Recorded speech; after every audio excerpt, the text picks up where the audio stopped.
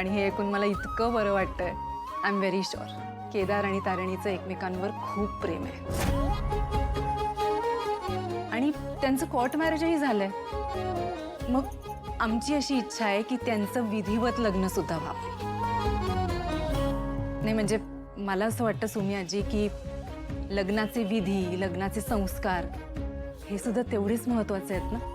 आणि त्या दोघांच्याही सुखाचा विचार करणं हे कुटुंब म्हणून आपली जबाबदारी आहे. रादर ही नुसती जबाबदारी नाही, ही खूप मोठी संधी आहे आपल्यासाठी त्या दोघांना एकत्र आणण्याची, त्यांच्यातलं अंतर कमी करण्याची.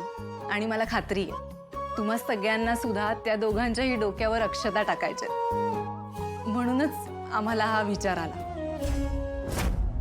सुमी आजी, तुम्हाला काय वाटतं? उत्तम, अगदी उत्तम कल्पना आहे तुमची. त्या दोघांचं भांडण एकदम क्षुल्लक कारणावरून झालंय. आता लग्नाच्या गडबडीत ते विसरूनही जातील आणि पुन्हा आनंदाने एकत्र येतील बघा. ऑफकोर्स. खरंच खूप छान तोडगा काढला त्यांचं भांडण मिटवण्याचा. कौशिकीताई, मानलं तुम्हाला. नाही म्हणजे तारिणी इकडे आल्यापासून ना मला त्या दोघांची खूप काळजी वाटत होती, पण तुम्ही ती एका क्षणात दूर करून टाकलीत. काळजी खरं तर आता वाटतेय मला. कसली ग? तुला कोणाची काळजी वाटते नक्की? तारिणीची की आणखी कोणाची? नाही तसं नाही. तारिणी एवढी चिडली आहे केदारवर, ती होकार देणार आहे का या लग्नाला?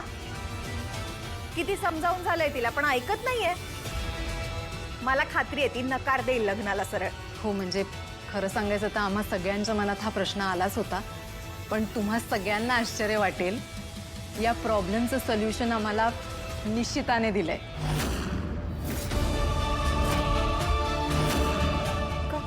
काय म्हणाले मिशी? नाही म्हणजे ती म्हणाली की तुम्ही आजीची ना पहिल्यापासून इच्छा होती की तारिणीचं असं छान लग्न व्हावं. तारिणीने इच्छा नाही पूर्ण केली, ती गेली ना पळून. पण आता जर आपल्यामुळे तिची इच्छा पूर्ण होणार असेल ना तर आजीला आनंदच होईल. म्हणजे ती बाकी कोणाचंही ऐकणार नाही, पण ती सुमी आजीच्या शब्दाबाहेर नाही. हे असं मिशी म्हणाली? हो म्हणजे आमच्यासाठी सुद्धा हे खूप आश्चर्याची गोष्ट होती.